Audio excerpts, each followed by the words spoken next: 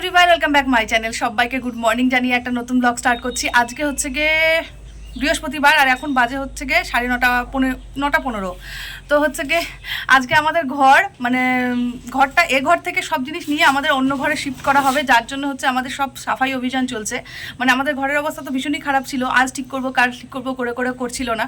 তো কাল এসে আমাদেরকে জানিয়ে গেল যে আমাদের ঘরটা শুক্রবারের মধ্যে লোকজন চলে আসবে, ওই শনি রবিবার থেকে কাজকর্ম হবে। তো জিনিসপত্র কিছু তো শিফট করতে হবে, এই ঘরের মধ্যে তো থাকা যাবে না, যার জন্য এই যে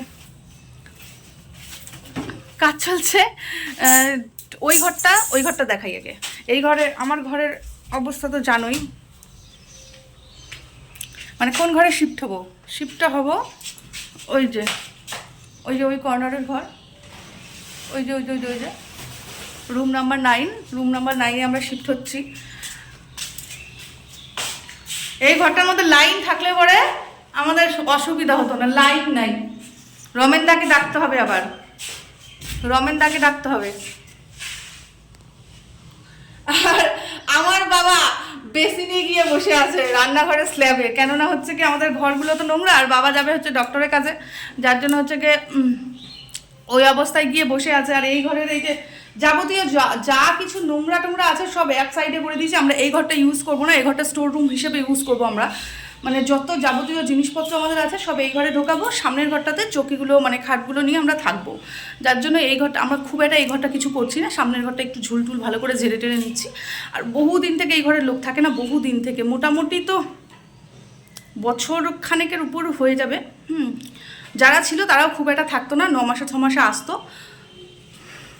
যারা থাকতো তারা কীরকম ছিল বলো তো? যার ঘরটা ছিল আর কি, সে হচ্ছে গিয়ে এখানে থাকতে থাকতে পড়ে গেছিলো, রাস্তা থেকে পড়ে যাওয়ার পরে তার পাটা হচ্ছে গিয়ে হয়ে গেছিলো, ওই যে কি বলে ভাঙে গেছিলো। তো আর প্রচণ্ড হারে সুগার ছিল, প্রচণ্ড। বাড়ি বিহার ছিল, বিহার থেকে এখানে চাকরি পাইছে, চাকরিটা হওয়ার পর না ওনার এখান থেকে ট্রান্সফার দিয়ে দিছে, কিন্তু ওখানে যেখানে জয়েন করার কথা সেখানে গিয়ে জয়েন করে নাই। তো ওনার মানে লোকটার মাঝখানে ঝুলে আছে, তো কিছুও করতে পারছে না মরে যাওয়ার পর, মানে ওরকম হলো। তো নিয়ে গেল, ওর ভাই আসলো ট্রিটমেন্ট করাতো, একটু অফিসে গিয়ে সাইন টাইন করতো, করে টোরে নিয়ে আর কাজ করতে পারতো না। তারপরে হঠাৎ করে শুনি যে ভাইটা মানে দাদাটা মরে গেছে। তারপরে ওর বউ এই ঘরে আসতো, 6 মাসে 9 মাসে পেপারসপত্র কী করতো, করে টোরে নিয়ে চলে যেত আবার। তো অনেক টাকার মানে দেনা হয়ে গেছিলো এই ঘরটায়, মানে রেন্ট দিত না, ওরা রেন্ট দিত না। না দিতে কি হয়েছিল, নোটিশ দিয়ে গেল যে ছাড়তেই হবে, নাহলে পরে পুরা টাকাটা একবারে দিয়ে নিয়ে কিছু একটা ব্যাপার করতে হবে। তারপরে কি করলো বলো তো? হাই রে, এটার মধ্যে আমি কাজ করব? কেমন করে কাজ করব? আমি এই ঘরে শুধুমাত্র থাকবো, আমি আমার ঘরেই পায়খানা বাথরুম যা করার করবো। লোকটা মারা যাওয়ার পর ওদের অবস্থা এত খারাপ হয়ে গেছে, মানে ভাবার বাইরে, খাওয়া দাওয়াও করতে পারতো না, মানে এরকম অবস্থা।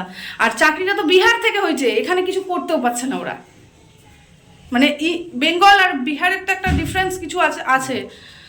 তো ওই জন্য চলো হ্যাঁ, নিচটা খালি করলেই ভালো। এই যে অনেক জিনিস চলে আসছে এখানটায়, মানে আমাদের চকিটা তো জানোই অবস্থা, ঘুনে শেষ করে দিছে। তো সেই চকিটা হচ্ছে গিয়ে এই ঘরে যদি নিয়ে আসি তাহলে আর ওটা ওই ঘরে ঢুকাবো না, এরকমই ভাবনা চিন্তা করছি। তো এই দেখো, এই জানলা থেকেও সুন্দর দেখা যায়, মানে উফ, এই যে এই জানলা থেকেও আমাদের মাঠটা সম্পূর্ণ দেখা যায়। আর হচ্ছে গিয়ে আমি একটু পিজুসের সঙ্গে হাত লাগাই, পিজুস বাবাকে নিয়ে হসপিটালে যাবে, তো আমি হচ্ছে গিয়ে একটুখানি হাত না লাগালে পরে তাড়াতাড়ি করে হবে না। চলো, এটার মধ্যে খেলনা যেগুলো আছে না ফেলে দিতে হবে, এগুলা অনেক খেলনা জমে আছে যেগুলো খেলে না আমার ছেলে। ক্যালেন্ডারটাও খুলে দিতে হবে। আমার তো এই ঘরটার মধ্যে থাকতে ভয় লাগছে। বাথরুমটা দেখি, ওরে জ্বালা, এখানে তো আমি বাথরুমে আসবই না। বাথরুমের অবস্থা দেখছো?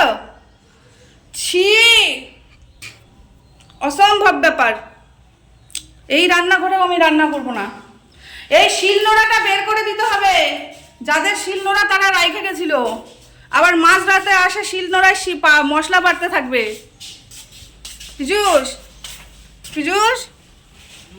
শিলনোড়াটা বের করে দিতে হবে।